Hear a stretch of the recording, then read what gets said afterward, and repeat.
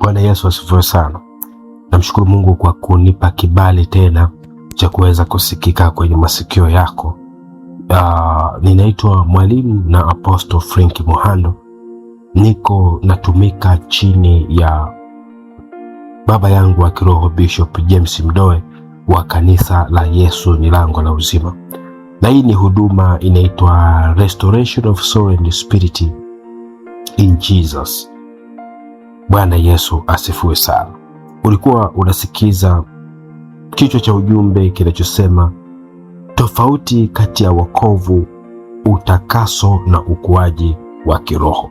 Alafu chini pale nikakuwekea kichwa cha habari kinachosema siri 21 zinazowafanya Wakristo wengi wasifikie ukomavu wa kiroho.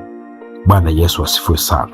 Na hapa tuko katika sehemu ya 3 kabisa ambayo hii sehemu inasema kwamba karama si kipimo cha ukomavu wa kiroho. Bwana Yesu asifiwe sana. Ambapo sehemu ya pili iliyopita tuliona wokovu ni tukio, lakini utakaso na ukuaji wa kiroho ni mchakato. Lakini tuliangalia tena sehemu ya kwanza. Kama umekosa somo hilo, angalia juu hapo, utaweza kuona hilo somo linasema unaweza kukua katika eneo moja na kubaki katika eneo lingine. Bwana Yesu asifiwe sana. Na hapa tunaelekea sehemu ya 3, inasema siri ya 3, karama si kipimo cha ukomavu wa kiroho. Bwana Yesu asifiwe sana. Katika Wakorintho wa kwanza sura ya 3 mstari wa 1, neno la Mungu linasema, basi ndugu, mimi sikuweza kusema nanyi kama watu wa rohoni, bali kama na watu wa mwilini, kama watoto wachanga katika Kristo. Moja ya makosa makubwa wanaoyafanya Wakristo wengi ni kufikiri kwamba kadiri mtu alivyo na karama nyingi ndivyo alivyo mkubwa kiroho.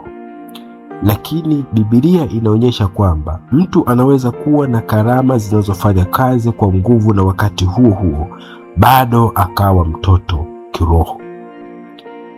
Kwa hiyo kiufupi ni kwamba wingi wa karama za mtu haziondoi sehemu ya kuwa mtoto. Bwana Yesu asifiwe sana. Wingi wa karama za mtu hazimtoi kuwa mwanafunzi wa kuendelea kujifunza. Kuwa na karama nyingi haikufanyi kuwa na utoshelevu wa kuendelea kubadilishwa na Roho Mtakatifu kwenye maisha yako. Kwa kadiri Mungu anavyokutumia ndivyo utakubali na ndivyo utaweza kutamani zaidi kuongozwa na Roho, na utatamani kugeuzwa zaidi na Roho kupita maelezo. Bwana Yesu asifiwe sana.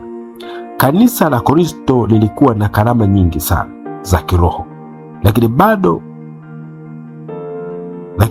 Wakorinto, katika Wakorinto 1 inaonyesha kuwa na wivu na migawanyiko na mabishano miongoni mwao. Hii inaonyesha kuwa karama ya ukomavu wa kiroho si kitu kimoja. Kwa mtazamo wa kiroho, karama ni zawadi kutoka kwa Mungu, lakini ukomavu ni matokeo ya kutembea kwa uaminifu na Kristo. Karama hutolewa kwa neema ya Mungu, lakini ukomavu hujengwa kupitia utii, kupitia nidhamu, kupitia maombi, kupitia neno la Mungu na kazi ya Roho Mtakatifu ndani ya maisha ya muumini. Bwana Yesu asifiwe sana. Ndio maana unaweza kuona mtu akihubiri kwa nguvu, akitoa na unabii, na Mungu anamtumia katika huduma mbalimbali, lakini bado anahitaji kukua katika unyenyekevu, katika upendo, katika uvumilivu na kujitawala au msamaha. Hii haiondoi ukweli kwamba Mungu anaweza kumtumia, lakini inaonyesha kwamba Mungu bado anaendelea kumjenga ama kukujenga kwenye maisha yako. Bwana Yesu asifiwe sana. Lengo la Mungu si kukupa karama peke yake, bali ni kukufanya ufanane na Kristo.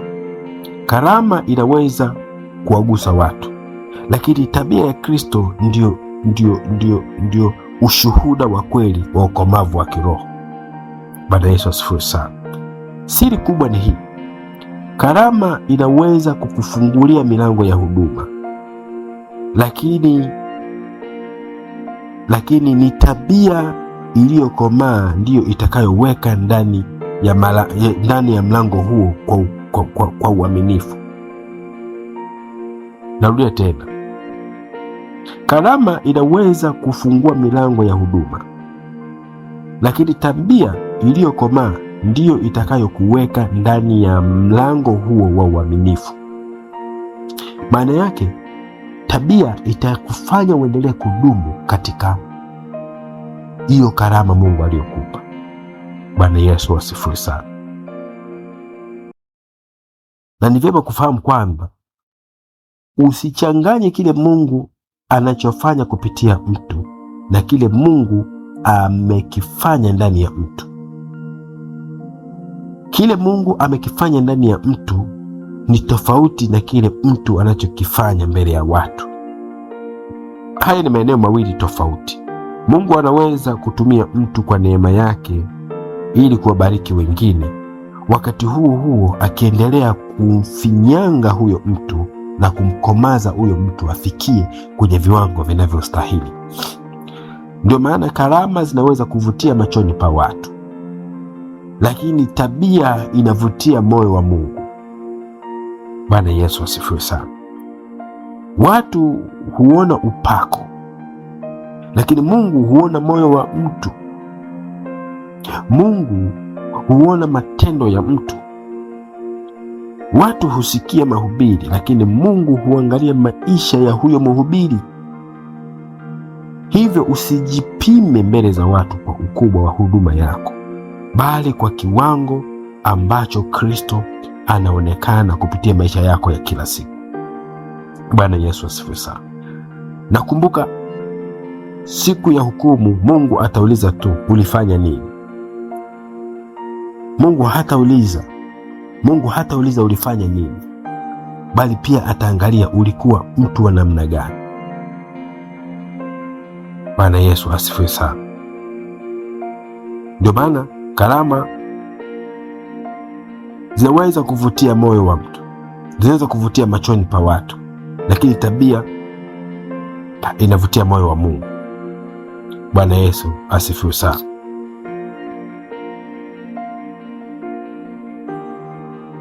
Kwa hiyo ile siku Mungu atauliza, hatauliza tu ulifanya nini,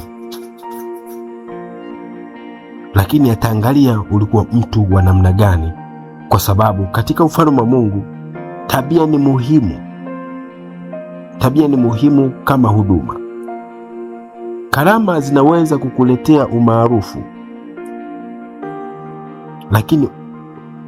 lakini ukomavu wa kiroho ni ukomavu wa kiroho utakaoleta uaminifu na kudumu mbele za Mungu. Bwana Yesu asifiwe sana. Bwana Yesu asifiwe sana. Kwa hiyo siri ya kutafakari, ni rahisi zaidi Mungu kumpa mtu karama kuliko kumjenga tabia. Karama ni zawadi ya neema, lakini tabia iliyokomaa ni matokeo ya maisha ya kila siku ya kumtii Mungu. Ndio maana usiombe tu upako mkubwa, omba pia moyo uliokomaa ambao unaweza kubeba upako huo kwa uaminifu mpaka mwisho. Bwana Yesu asifiwe sana. Nataka uelewe vizuri, karama zinaweza kufanya kazi hata kama tabia bado haijakomaa. Watu wengi wanapenda kupima tabia ya mtu kwa namna ya ukubwa wa karama Mungu aliyompa. Hii ni moja siri ambayo Wakristo wengi hawajaelewa. Karama ya kiroho hufanya kazi kwa neema ya Mungu, lakini ukomavu wa kiroho hujengwa kwa ushirikiano wa mwamini na Roho Mtakatifu. Vivyo hivyo, mtu anaweza kutumiwa na Mungu katika eneo la karama, lakini bado anahitaji kukua katika tabia na maisha ya utakatifu. Bwana Yesu asifiwe sana. Nataka nikukumbushe jambo. Mchakato wa Mungu kukubadilisha hauna mwisho kwenye maisha yako mpaka kuondoka duniani. Yaani kila siku Mungu kuna maeneo ambayo anataka kukutengeneza. Ukishakubali kuwa chombo cha Kristo, ukishajua wewe ni chombo cha Kristo hapa duniani, maana yake wewe ni askari ambaye kila siku Mungu anakutengeneza kwenda vitani. Uelewe kwamba kubadilishwa kwako hakuna mwisho, kwa sababu Mungu anahitaji watu ambao wanahitaji mguso wa kubadilishwa ili kwenda katika ukamilifu. Bwana Yesu asifiwe sana. Na ndio maana moja kati ya kitu ambacho kitakuonyesha wewe unaendelea kukua kiroho ni ile shauku ya kuhitaji badiliko ndani yake. Ukiona kwamba una utoshelevu tayari, maana yake wewe umekoma katika kubadilika. Bwana Yesu asifiwe sana. Ni muhimu kutambua kwamba Biblia inaonyesha Mungu anawataka watumishi wake waishi maisha yanayolingana na huduma yao. Karama si ruhusa ya kuishi bila nidhamu ya kiroho. Kusudi la Mungu ni kwamba huduma na tabia viende pamoja. Bwana Yesu asifiwe sana. Mungu anaweza akatangulia kukupa huduma, lakini akaendelea kukujenga tabia yako taratibu. Bwana Yesu asifiwe sana. Na ndio maana usivutiwe na kile mtu anachoweza kufanya mbele ya watu peke yake. Jiulize pia, je, ni maisha yake yanaonyesha matunda ya Roho? Au je, kuna unyenyekevu, upendo, uaminifu na utakatifu? Hayo ndio maeneo yanayoonyesha ukomavu wa kiroho. Na kumbuka, Mungu hakukuita uwe na karama kubwa peke yake. Amekuita uwe mfano wa Kristo. Wakati karama inaweza kuwavuta watu wa Mungu, lakini tabia ya Kristo ndiyo itakaofanya wamwone Kristo ndani yako. Mwamini aliyekomaa kutafuta na kukua katika vyote viwili, matumizi ya karama na matunda ya Roho, hapo ndipo huduma yake inakuwa kwa msingi wa kudumu kwenye maisha yake. Bwana Yesu asifiwe sana. Lakini lazima uelewe kwamba ukomavu wa kiroho haujaribiwi madhabahuni, hujaribiwa kwenye maisha ya kila siku. Kuna watu wanaonekana kuwa na nguvu sana wanapokuwa madhabahuni, lakini wanashindwa kuonyesha tabia ya Kristo wanaporudi nyumbani, au wanapokuwa kazini kwao, au kwenye mahusiano yao. Hii ni kwa sababu ukomavu wa kiroho haupimi kwa jinsi ya unavyohudumu mbele za watu, bali kwa jinsi unavyoishi mbele za Mungu kila siku. Kwa hiyo mtu aliyekomaa kiroho haonyeshi tu nguvu za Mungu katika huduma, bali pia huonyesha matunda ya Roho katika maisha yake ya kawaida. Anajua kusamehe, anajua kudhibiti hasira, anajua kutembea katika unyenyekevu, anajua kuwa mwaminifu hata pale ambapo hakuna anayemwona, na kumtii Mungu hata inapokuwa kwa gharama ya aina yoyote. Hebu jiulize swali peke yako pale. Je, tabia yangu inaendana na huduma yangu? Jiulize mwenyewe, maisha yangu ya siri yanafanana na maisha yangu ya hadharani? Jiulize mwenyewe, je, Kristo anaonekana ndani yangu hata wakati sipo madhabahuni? Mungu anatafuta watu ambao maisha yao ni ujumbe kabla ya hata maneno yao kuwa mahubiri. Karama zinaweza kuwafanya watu wakusikilize, lakini tabia yako ndio itakayofanya watu waamini kwamba Kristo anaishi ndani yako. Na nikwambie tu kwamba siri ni hii: usitafute kuwa mtumishi anayejulikana zaidi, tafuta kuwa mwamini anayefanana zaidi na Kristo, na huo ndio ukomavu wa kweli ambao Mungu anautafuta kwenye maisha yako. Bwana Yesu asifiwe sana. Nataka nikwambie kitu, mwana wa Mungu, pale ulipo. Elewa kwamba wokovu uliopokea mara moja, lakini viwango vya kiroho vinaletwa na badiliko la kila siku kwa wewe utakapoweza kumshirikisha Roho Mtakatifu kwenye zile tabia ambazo unataka Roho Mtakatifu akubadilishe. Bwana Yesu asifiwe sana. Unaweza ukawa umeokoka kwa miaka mingi sana, lakini kuna tabia bado zinakusumbua kwenye maisha yako. Ni kwa sababu bado hujamruhusu Roho Mtakatifu akubadilishe kwenye maisha yako. Nataka nikwambie kitu, pamoja na huduma uliokuwa nayo, lakini bado unaweza kukua katika viwango vya kiroho zaidi ya hapo ulipokuwa. Ni matumaini yangu Roho Mtakatifu akusaidie kukutoa sehemu moja kukupeleka sehemu nyingine. Kama umeweza kujoin kwenye grupu hili kwenye linki hii ya RSS Ministry, nina uhakika hautabaki kama ulivyo. Kwa msaada wa Roho Mtakatifu anayenisaidia kunifunulia siri za ufalme, hakika utakuwa katika viwango vya kiroho na kuwa mwanafunzi mnyenyekevu ambaye utakubali kubadilishwa naye. Bwana Yesu asifiwe sana. Niseme tu Mungu wa mbinguni akubariki sana katika hii siri ya 3, na ungana nami tena katika siri ya 4 katika masomo yajayo. Nikualike tu wewe, kama unabarikiwa na mahubiri haya ya RSS Ministry, nikualike kuwa sehemu ya baraka. Kuna zoezi la uchapishaji wa vitabu unaendelea, kwa sababu mwezi wa 12 nina uzinduzi wa vitabu 13 pale kanisa la Yesu ni Lango la Uzima, Kitunda Kibeberu, kwa Bishop James Mdoe. Na nitakualika wewe mtu ambaye unanisikiliza sehemu yoyote pale ulipo, kuweza kushiriki baraka za uchapishaji wa vitabu hivi kwa kiwango chochote ulichokuwa nacho, pesa yoyote uliokuwa nayo, kuanzia shilingi 1,000, 2,000 na kuendelea. Kadiri Mungu atakavyokubariki kwa jinsi unavyobarikiwa, basi unaweza kuchangia huduma hii na Mungu wa mbinguni atakubariki sana.